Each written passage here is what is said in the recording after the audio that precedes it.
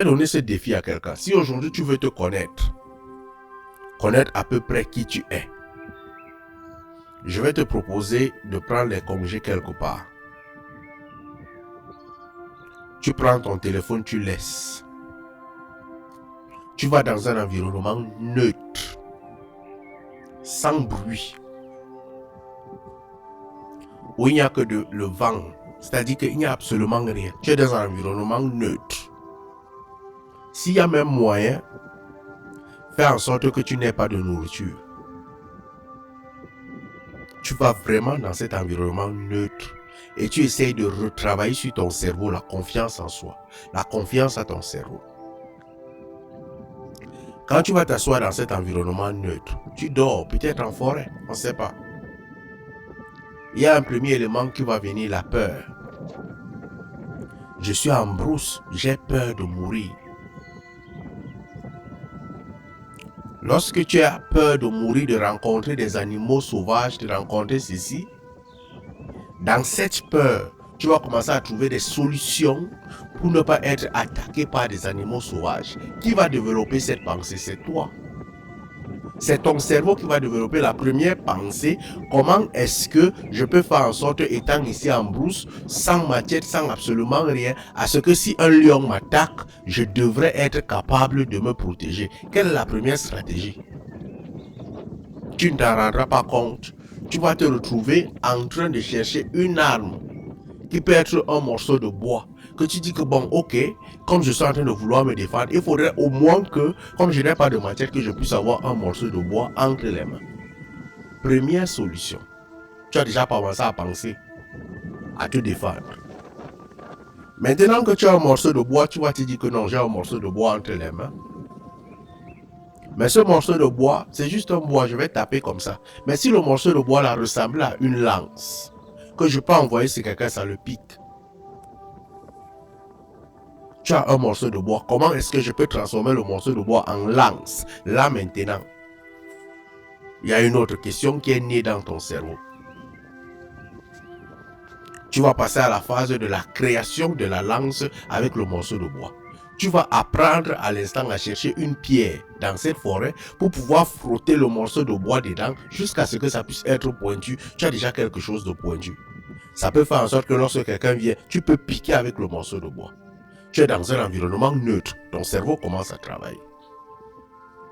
À un certain temps, tu vas passer à la phase de la famine.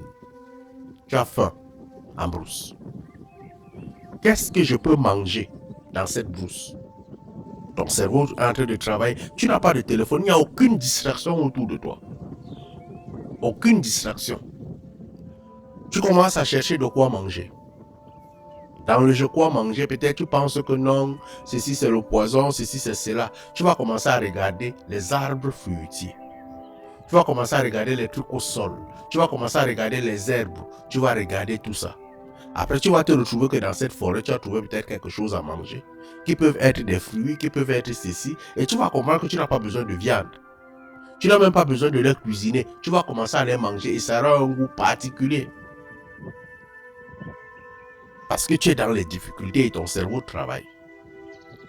Tu quittes de cette phase où ton cerveau travaille. En fait, tu quittes de la phase de la nourriture. Maintenant, tu as soif. Tu es peut-être dans une zone marécageuse. Il n'y a même pas un coin d'eau. Mais tu as ressenti qu'il y a quand même un marécage à côté. Tu vas commencer à chercher comment avoir de l'eau pour pouvoir boire. Pour avoir cette eau, il faudrait que tu creuses peut-être un petit puits pour que l'eau puisse entrer à l'intérieur. Tu vas trouver une solution pour creuser le puits là. Parce que tu n'es pas dans la distraction. Tu as des besoins. Et comme tu as des besoins, ton cerveau te donne des solutions à chaque besoin. Tu es un homme dont le cerveau travaille à cet instant. Tu vas trouver une solution pour boire de l'eau. Il y aura un temps que tu as sommeil. Comment dormir? Tu vas dormir. Tu vas trouver la solution pour créer ton lit dans cette brousse. Et un lit où tu seras protégé. Tu n'as aucun matériel, tu n'as absolument rien. Tu vas le faire. Tu vas trouver un moyen de pouvoir créer le lit parce que tu es en zone de sauvetage. Tu vas créer le lit. doucement, doucement, ton cerveau, face à chaque problème, ton cerveau t'apporte des solutions. Face à chaque problème, ton cerveau t'apporte des solutions. Parce que tu es dans un environnement où il n'y a pas de distraction.